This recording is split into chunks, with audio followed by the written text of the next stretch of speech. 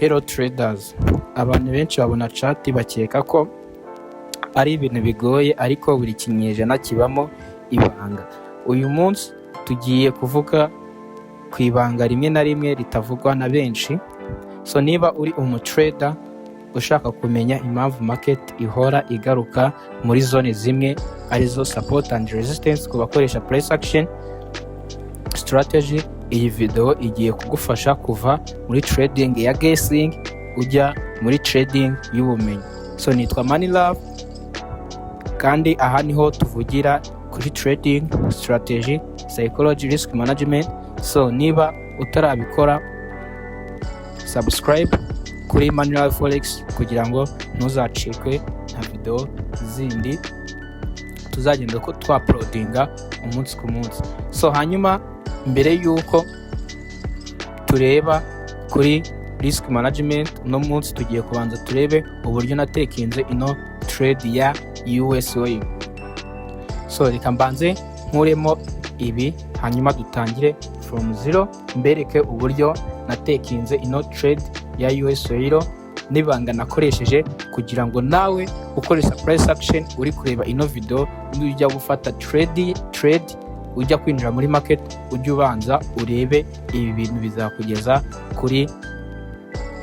kuri consistency ihambaye, ndetse uzaba umutrader uko uzagenda ukurikira ino channel yacu ya Money Love Forex Academy. So first of all, mbere yuko mfata iriya trade mbibutsa ko muri video y'ubushize narabivuze, iyo umuntu agiye gufata trade abanza guhera muri higher time frame ariyo top down analysis amanuka muri lower time frame.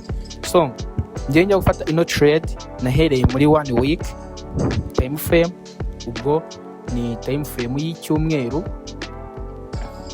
So nawe ushobora guhera muri 1 week cyangwa muri 1 day cyangwa muri 1 month umanuka, biterwa na trading plan yawe, ariko kuri iyi trade njye nahereye muri 1 week. So hanyuma muri 1 week nari mfitemo stronger resistance, ikomeye. Impamvu yari ikomeye nuko yari yakoreshejwe inshuro nyinshi, ariyo inshuro ya mbere, iya kabiri, iya gatatu, iya kane ndetse n'iya gatanu. So hanyuma aje gukoreshwa inshuro nyinshi yasize na rejection candle, isiga na rejection candle ariyo yiyi, isiga na indecision ndetse itanga n'indi candlestick ya stronger bullish.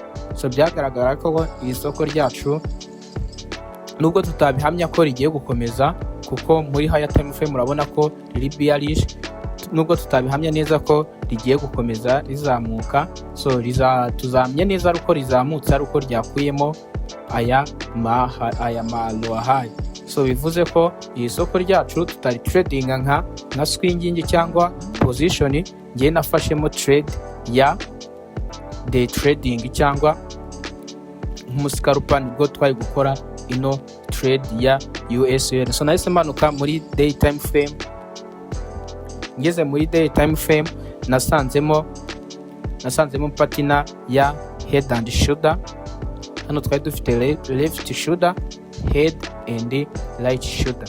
Bivuze ko iyi trade yacu yari ifite imbaraga muri bullish, niyo mpamvu nafashemo iriya trade ya mbere, ariko ndagira ngo mbasobanure akantu ku kandi. So njyewe kuri trading plan yanjye ntabwo njya ninjirira kuri support, ahubwo ndindira ko isoko rikoraho retest. Ngiye mfata trade kiri gufataho retest kuri support cya resistance, ubwo biterwa n'icyerekezo isoko riba ririmo, nibwo nkomfirima ko isoko rishobora riri bullish cyangwa riri bearish. So nahise manuka muri 4 hour time frame njya kureberaho market structure, ariyo narebeyemo amahaya high ndetse n'amahaya low. So majije kumanuka muri 4 hour time frame, kuba tazi kureba market direction cyangwa market structure, baraza kujya kuri video yabanje hanyuma barebe uko ushakamo market structure n'uburyo ushakamo market direction. So nahise nsanga isoko ryacu riri gucreate amahaya high, amahaya low. Ndabona ko ryari riri gucreate amahaya high ndetse n'amahaya low. So hanyuma isoko ryacu naribonye riri mwaka kajagari, ariko ryari rimaje gukuramo iyi high, bivuze ko isoko ryacu ryari riri stronger bullish. So hanyuma nahise nza ca ya zone yacu ya head and shoulder, hanyuma mitamanuka muri 2 hour time frame kugira ngo nshakemo entry point ya bullish. So nahise manuka muri 2 hour time frame, ariho nanafatiye ino trade yanjye kugira ngo nzamukane n'iri soko nari maje kubona ko riri kugenda ricreata amahaya high n'amahaya low, riri kunyereka icyerekezo cy'uko rishobora kuzamuka. So hanyuma nahise nza ca resistance yanjye yabaye broken, igakoreshwa nyikoresha nka support. Ndabona ko ino resistance yacu yari ikomeye, hano iba broken, hanyuma nyikoresha nka support. Majije kubona ko isoko ryacu ryageze kuri ya resistance yacu yagarutse hano ikaba support, narindiriye icyo twakita nka confirmation candle, ariyo iduha uburyo bwa nyuma bwo kwinjira, ndetse na moving average.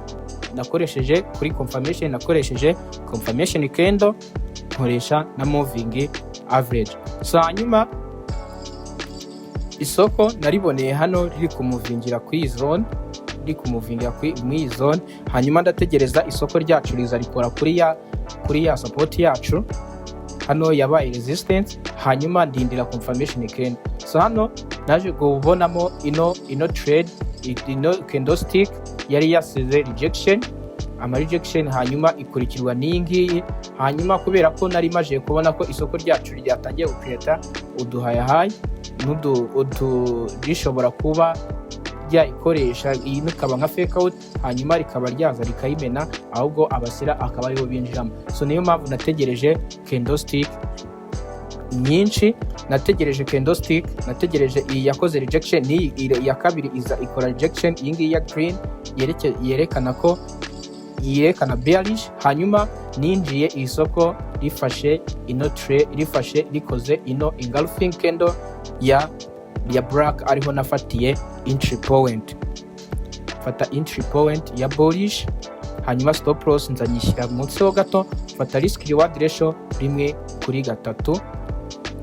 Urabona ko yari trade isukuye. So hanyuma nitomara kubona uko nafashe ino trade, so turahita tureba noneho uburyo dushobora gukora top down analysis kwino trade nanone ya US rero, turebe icyerekezo rigiye gukomeza, nimba rikomeze kuzamuka, nimba turi buzamure hano cyangwa turi butegereze tukaza kurimanura.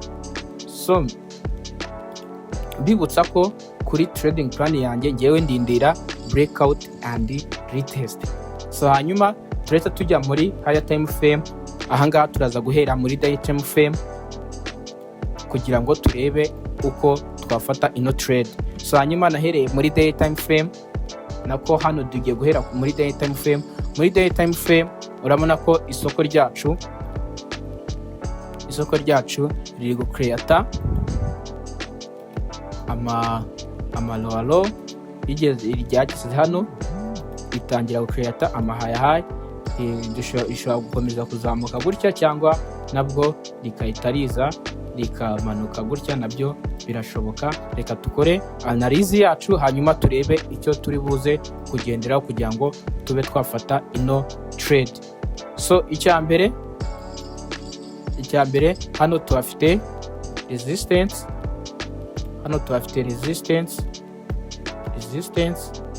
support, hano tukagira resistance, hano naho tukagira resistance. So bivuze ko isoko ryacu rishobora kuba rigiye kumanuka, kuko muri higher time frame urabona ko dufite bearish iri strong, urabona ko isoko ryacu riri kugenda ricreata ama lower low ndetse n'ama lower high. So hanyuma ikindi cyo dufite muri day time frame, hanyuma dufite muri day time frame ikindi dufite hano twafite candlestick yakoze rejection.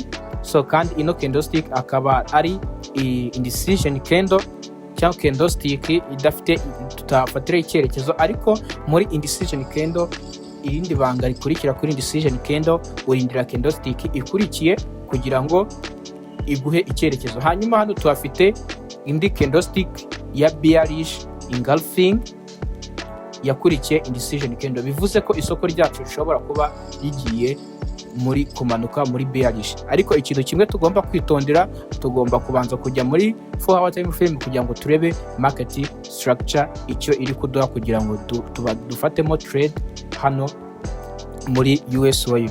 Hanyuma turahita tumanuka muri 4 hour time frame. So muri 4 hour time frame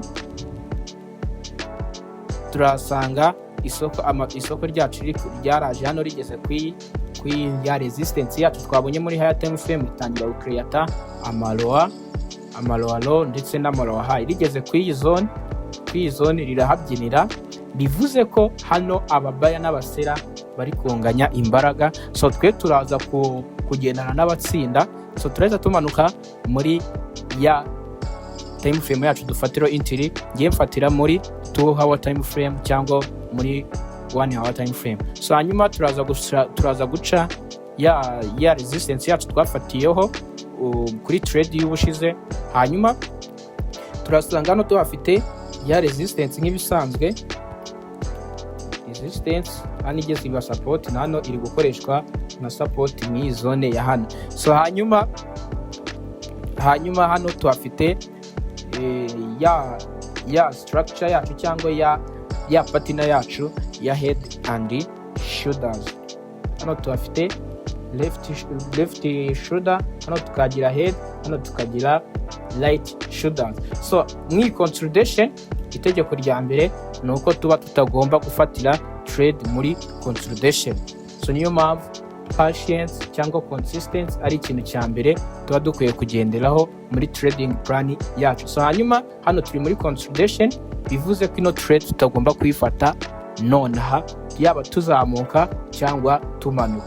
So niko trading plan yanjye imeze, ndindira breakout nkafata retest.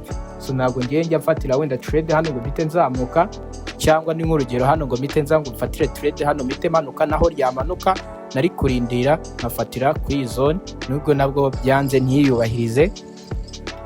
So hanyuma bivuze ko trade yacu hano iri kugenda yerekana structure yuko ishobora kuba igiye kumanuka, kuko yakoze hano head and shoulder, hano tuhafite neckline yo twakita nka neckline. So ino trade yacu turaza kurindira market breaking ino support yacu, hanyuma ize kuyikoresha nka retest, ahubwo ariko tuza gufatira trade yacu ya bearish, ariho tuza gufatira ino trade yacu. Kubakora swing dushobora kuviramo kuri support, hanyuma kubakora nka day trading ushobora gufata rimwe kuri kabiri cyangwa rimwe kuri gatatu. Ariko ikintu cya mbere ukwiye kureberaho, ukwiye kubanza guhiga confirmation, kuko confirmation niyo iduha uburyo bwiza bwo gufata ino trade. So hanyuma ikindi dushobora kuza gufata ahandi tuza gufata ino trade nuko iri buze kuba yisobanuye yakuyemo ino higher high, hanyuma higher low, hanyuma iraba icreate indi higher high, bivuze ko iraba yatangiye kuba bullish, hanyuma tuze gufatira ino trade hano. Nubwo dufite scenario 1 ni iyi, scenario 2 ni iyi ngiyi turi buze gufatiramo trade. Ubwo urumva dufite amahitamo abiri hano muri consolidation. Ntabwo turi buze gufatamo trade, turarindira market imene resistance yacu, imene ino resistance yacu ikoresha nka support, hanyuma tuzamukane naryo, cyangwa se imene ino support yacu iyikoresha nka resistance, hanyuma tumanukane naryo. Ubwo dufite amahitamo abiri.